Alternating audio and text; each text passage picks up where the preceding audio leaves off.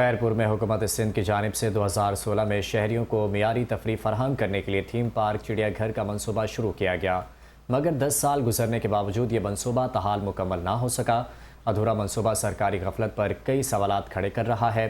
मज़ीद जानते नुमाइंदा 5 न्यूज़ इमरान मांगट से। इमरान, आगाह कीजिएगा।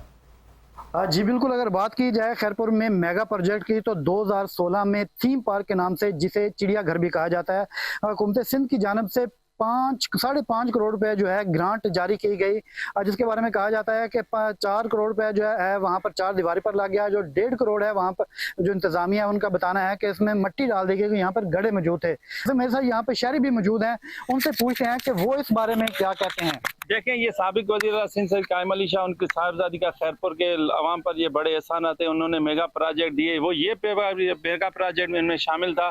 इन्होंने 5.5 करोड़ रुपए जारी किया है। उसके बाद सैयद कायम अली शाह चला गया, मुराद अली शाह आ गया। तो यहाँ पर कई अरसा गुजर जाने के बावजूद deputy commissioner Khairpur doctor Nafida Shah, Syed Qaim Ali Shah ने बार बार इनको लेटर लिखा कि भाई हमने 5.5 करोड़ रुपए का खर्चा किया है, खैरपुर के अवाम को हमने कई मेगा प्रोजेक्ट दिए, इसमें ये भी चिड़ियाघर है, लोग यहाँ पर तफरीह के लिए अपने बच्चों को लेकर आएंगे।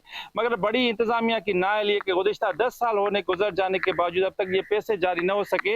हमारा यही से हुकूमत सिंध से वज़ीर आला से मुतालबा है कि फौरी तौर पर पैसे रिलीज हो जाए ताकि ये चिड़ियाघर मुकम्मल हो सके।